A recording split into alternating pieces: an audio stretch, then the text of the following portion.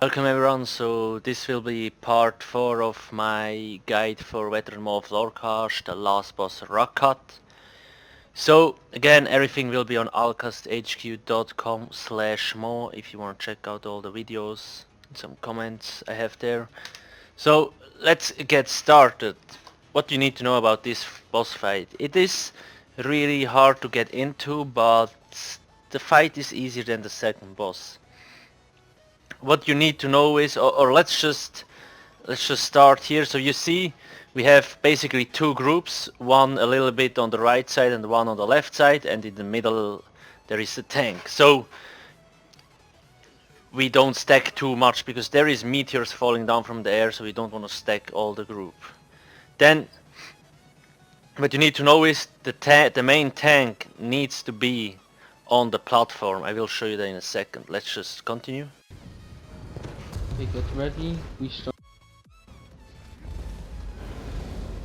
Every time the boss does this jump, the tank will get stunned, and the tank has to make sure to be on the platform there. You see, like the boss on the big platform, it turned black, so nobody should stand on there, otherwise you will get a debuff, and the second time you hit the black platform you will die.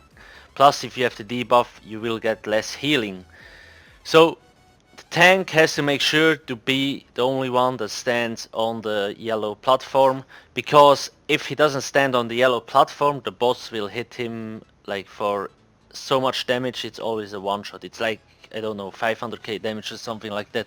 You can't do anything against it. So the tank needs to make sure to have the buff from the yellow platform.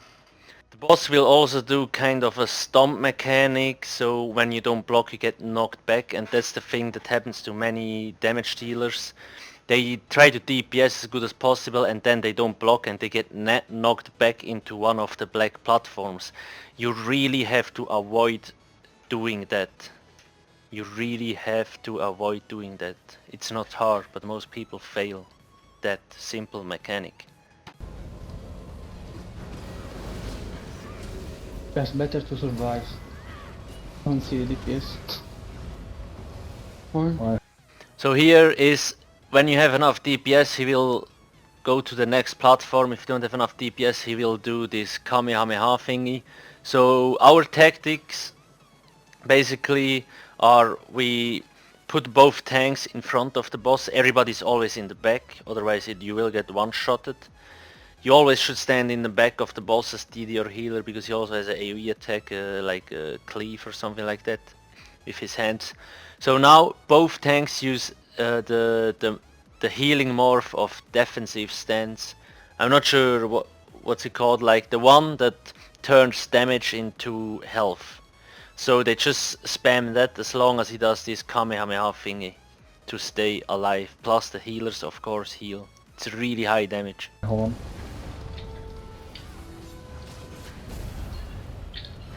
Then, the moment he leaves the platform, the first one, a two-hander will spawn. Basically every two platforms a two-hander will spawn.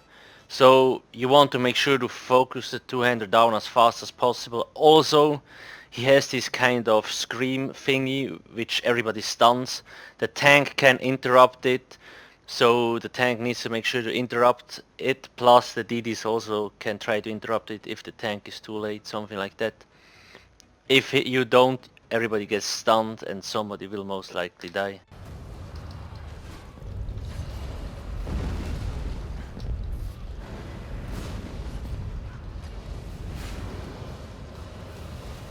Watch out for explosions.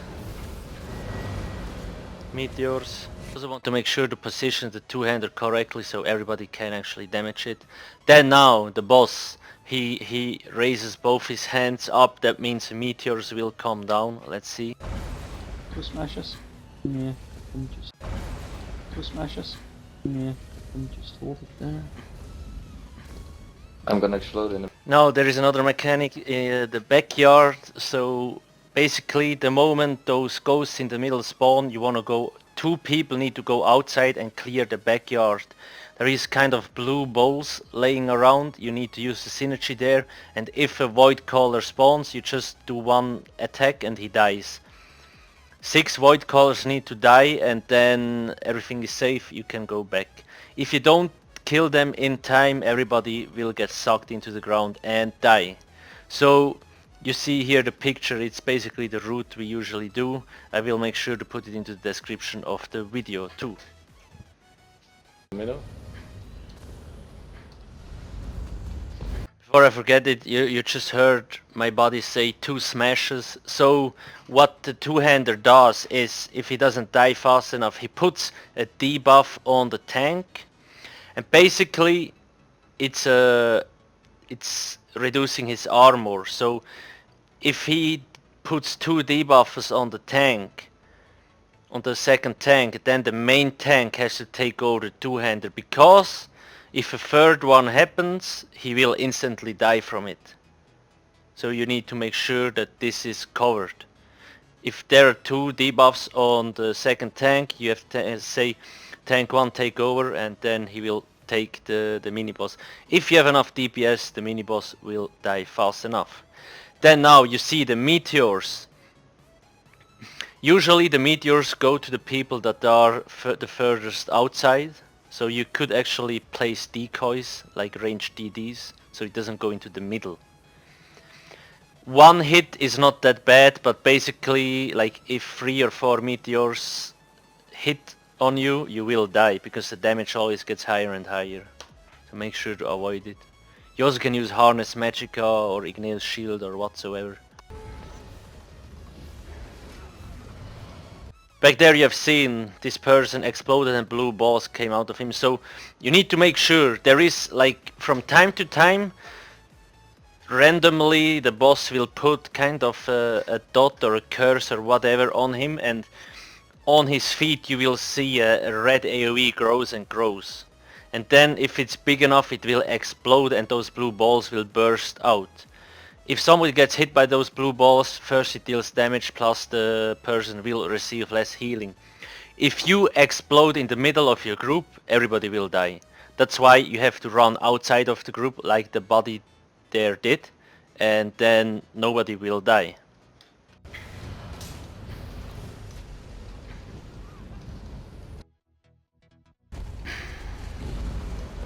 Next thing, the moment you reach this platform, basically blue balls start spawning. Don't touch those balls, okay? Basically what happens, those balls connect to you, to somebody randomly, and they will try to catch him. The closer they get, it will deal damage, and if you're basically in the middle of the ball, if he hits you, then you will die really fast. So just make sure to run a little bit in a circle so the ball can never catch you, to avoid the death. Kid, what do you think? Do you have to go out? Yes.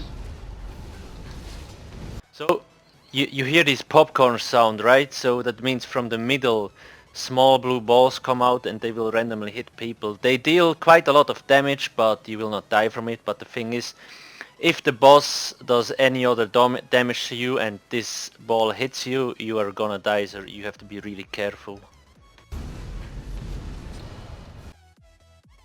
I can do this.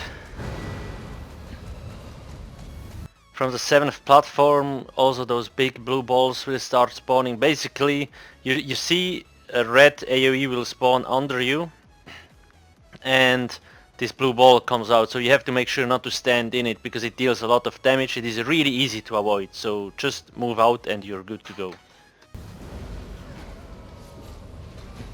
Block.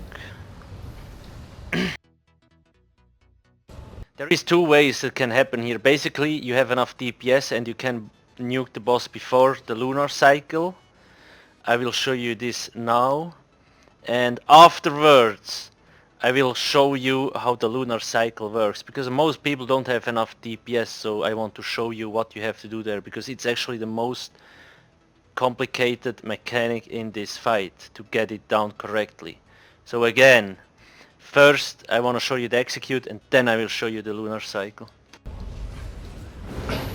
Now, there is 8 platforms right around the big one in the middle. So on each platform a blue orb will spawn, and you see it will connect to the boss. And every time an orb connects, the boss gets more resistance.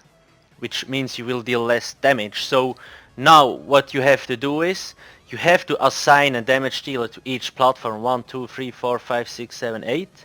And then the moment the orb spawns, one damage dealer, the one that is assigned to number 1 platform, has to take the orb, so he will lose the resistances again.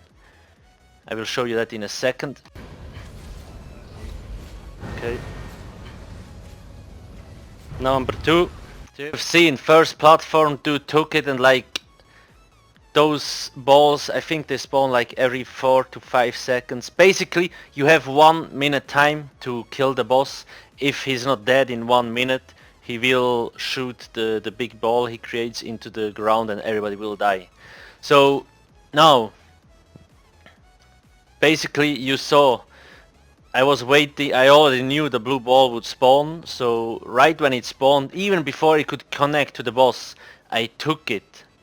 And then I said 2 taken, so the person that is responsible for platform 3 knows that 2 just got taken, so he can count down a few seconds and then knows his ball will spawn. This is really important, and that's where many people fail.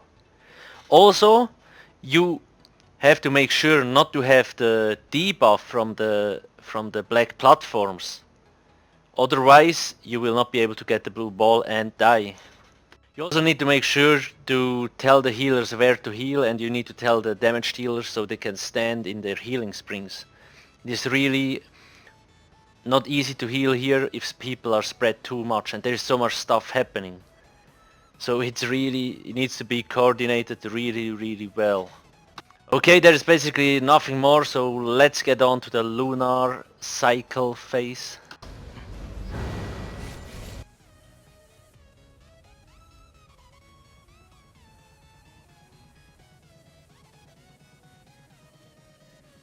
Now this is the lunar phase. If you don't have enough DPS, and after 1 full cycle the boss will go up in the air and all platforms will turn yellow.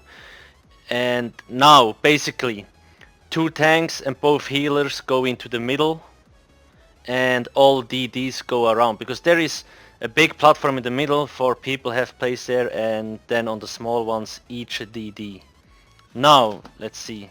There should always be a tank and a healer beaming and kind of rotate around. So what you want to do is, first a tank and the healer beams the 2-hander. If it's not dead by then you can kill it before if you want to, but we usually start beaming the 2-hander and everybody focuses the 2-hander, because if a mob gets beamed it takes more damage.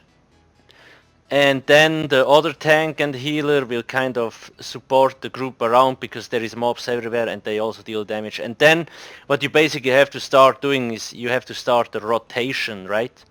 So one tank, so let's say tank number 1 focuses platform number 1 and healer number 1 focuses platform number, which one is it? 5. So it's kind of a straight line. Half the DDs attack platform 1, half the other DDs attack platform 5. So you really need to get the hang out of that. It's not easy to coordinate. You can watch the video. I will put the full video into the link without the commentaries. You can see how we do it. It's really difficult.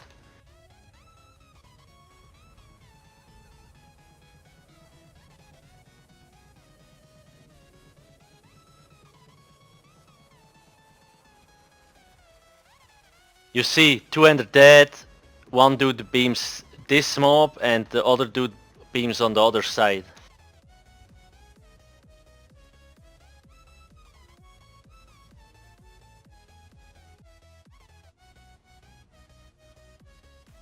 After you killed all the mobs, basically the cycle starts from new. Everything is the same, except now Archer will spawn on the platform. So you also have to kill this one. You have to make sure to position the Archer in middle of the other, like Ed and the boss, so it dies pretty fast. The Archer has AoE attack and the bleeding from it hurts, so really want to make sure to avoid damage from it and kill it as fast as possible. So that's basically it. It is the hardest trial in the game at the moment. It is really not easy to do, so you need a good group that has situational awareness, really good healers, good tanks, and nice DPS. If you have any questions, you can always ask me in the comment section below. Thank you for watching and see you soon. Cheers.